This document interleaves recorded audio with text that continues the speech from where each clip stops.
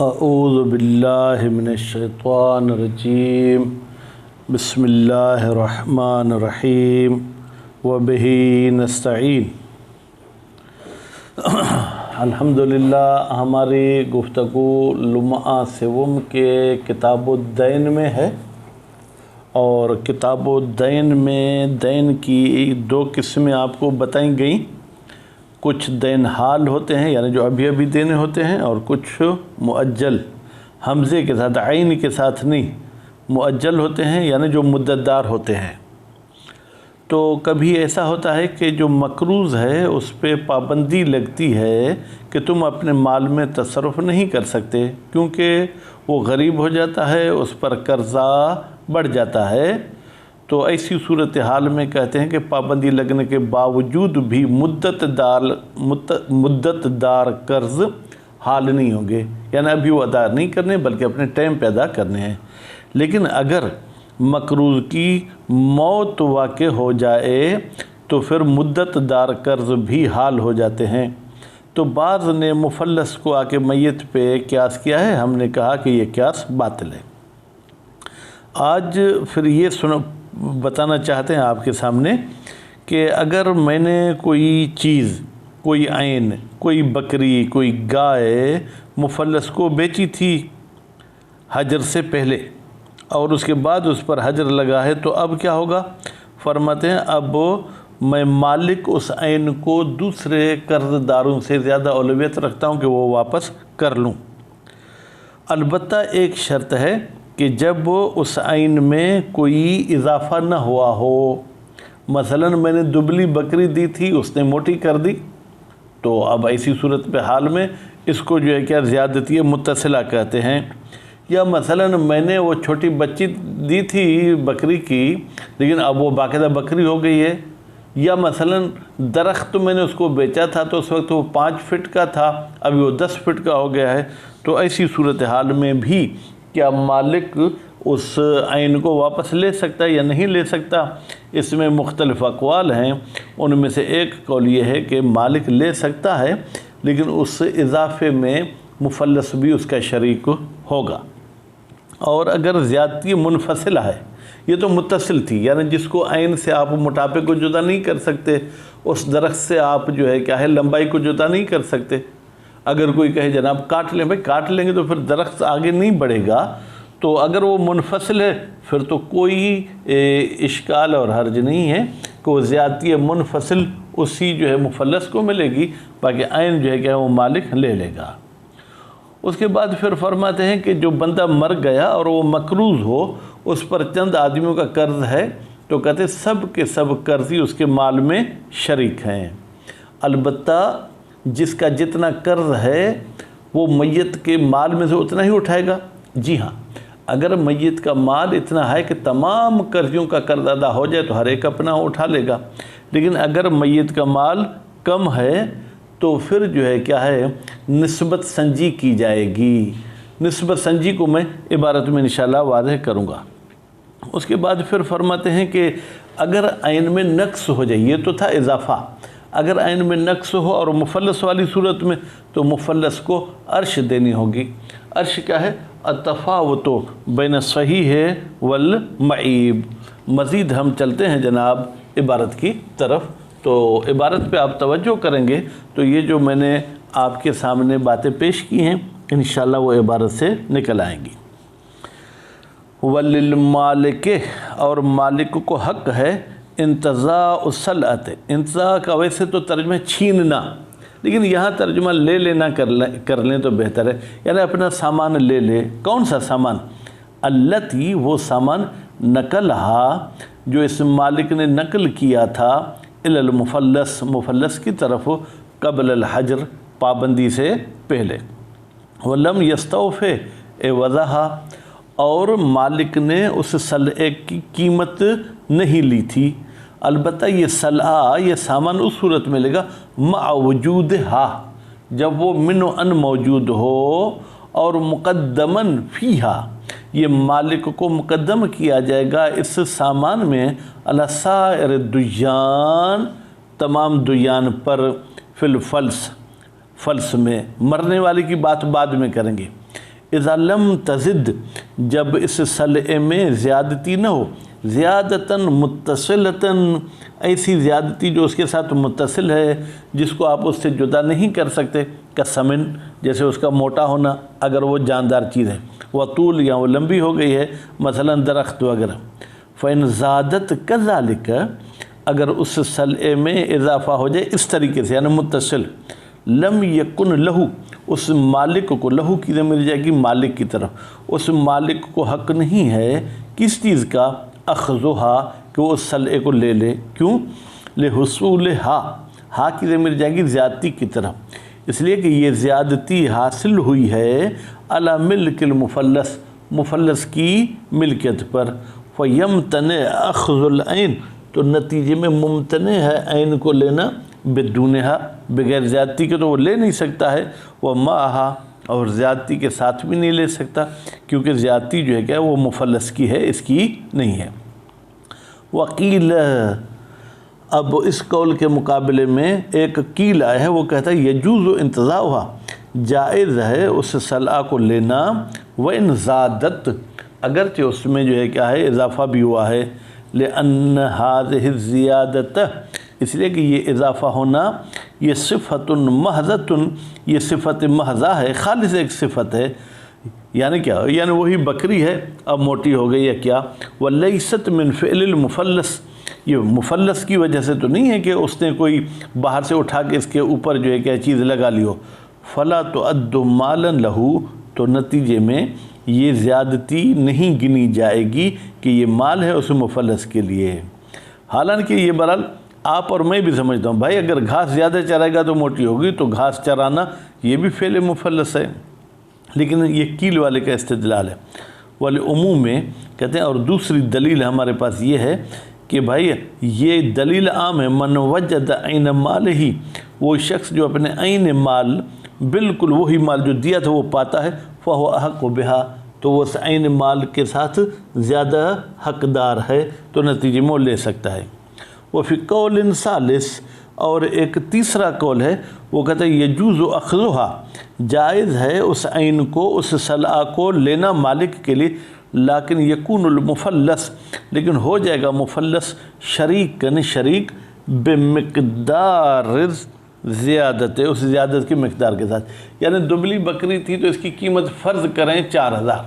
اب موٹی ہے تو اس کی قیمت ہے 5000، تو 1000 کا ہم نہیں کہیں گے مالک ہوگا، بلکہ 1000 5000 کے لحاظ سے کیا ہے، ایک پانچواں حصہ، خمس پنجم، تو یہ اس بکری میں پنجم کا جو ہے کیا ہے حصہ دار ہو جائے گا۔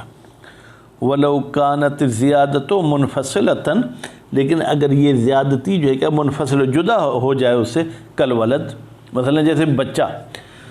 بکری ہے تو بکری کا بچہ، کنیز ہے تو کنیز کا بچہ، وَإِنْ لَمْ يَنْفَصِلْ، اگرچہ ابھی تک جدا ہوا نہیں لیکن جدا ہو سکتا ہے، وَثَمَرَ، یا پھل ہے درخت کا، وَإِنْ لَمْ تُقْطَفْ، اگرچہ ابھی اس پھل کو، اس ثمرہ کو توڑا نہیں گیا، اتارا نہیں گیا، لم یمنع، تو یہ زیادتی، لم یمنع من الانتزاع، یعنی یوں کہ لم یمنع المالک، یمنع میں ایک ضمیر ہے جو پلٹائیں گے مالک کی طرف، مالک کو منع نہیں کیا جائے گا من الانتزاع، عین کے لینے سے، وکانت زیادت للمفلس، اور یہ جو زیادتی ہے کون سی، منفصل، یہ مفلس کی ہوگی۔ ولو کانت، اگر ہو یہ زیادتی، بفعلہ ہی، مفلس کے فعل سے، کما لو غرس، اس نے خالی زمین لی تھی اس میں درخت لگائے، او صبغ ثوب، یا اس نے کپڑے کو رنگ کیا ہے، او خاتہ، یا اس کپڑے کو جو ہے کیا ہے سلائی کیا ہے، او طحن الحنطۃ، یا اس نے گندم لی تھی لیکن اس کا آٹا بنوا لیا، کان شریکن، تو یہ مفلس بھی مالک کے ساتھ شریک ہو جائے گا، بنسبت زیادت، جتنا اس کی تبدیلی سے اضافہ اس کا رقم میں ہوتا ہے۔ چلیں فی الحال مفلس کے بحث کو ختم کریں، ابھی چلتے ہیں میت کے بحث کی طرف۔ وغرماء المیت، اور میت کے غرماء یعنی قرض دار،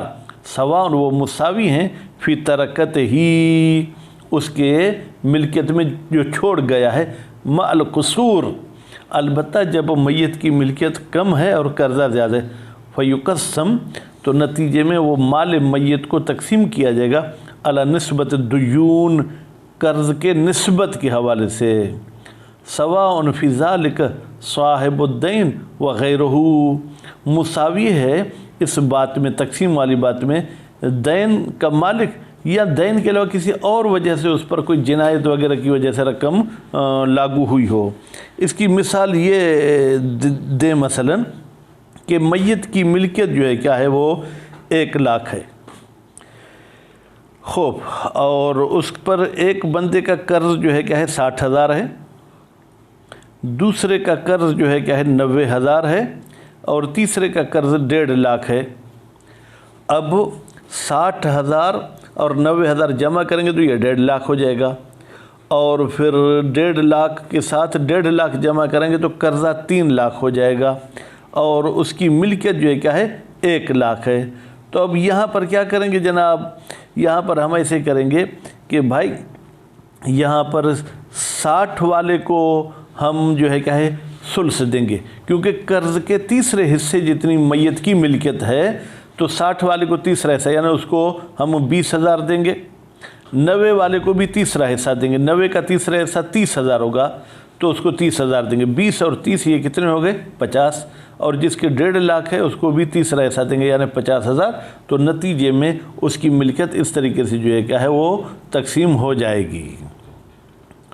वह माल वफ़ा ए, लेकिन अगर उसका कर्ज़ इतना है कि वो तमाम कर्ज़ों के माल के बराबर हो जाता है तो फिर ले साहिबिल ऐन ले अख़ज़ुहा,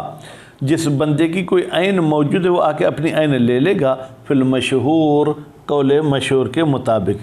सवाउन कानत तरकतो बेक़दर दैन अम अज़ियत, चाहे मैयत का माल उस दैन के बराबर है या दैन से इजाफ़ी है, व सवाउन मात महजूरन अलैहि अमला, चाहे वो मैयत जो है क्या है महजूर अलैहि यानी पाबंदी शुदा मर जाए या उस पर पाबंदी न लगी हो। चलें भाई, ये जो आपने मशहूर का नज़रिया बताया इसके बारे में आपके पास कोई दलील भी है? फरमाते हैं वह मुस्तनदुल मशहूर सहीहत अबी वल्लाद, इस मशहूर का मुस्तनद जो है क्या है अबी वल्लाद की रिवायत सहीहा है अन सादिक अलैहिस्सलाम, इमाम जाफ़र सादिक अलैहिस्सलाम से। वक़ाल इब्नुल जुनैद, और इब्न जुनैद साहब ने फरमाया है यख्तस्सु बिहा, मखसूस है इस ऐन के साथ कौन मालिक, व इन लम यकुन वफ़ाउन, अगरचे मैयत का माल पूरे कर्ज़ की वफ़ा न करे, कल मुफल्लस, जैसे मुफल्लस में भी हमने कहा कि ऐन का मालिक ऐन का हकदार है। व इस्तनादन ला रिवायतन मुतलका,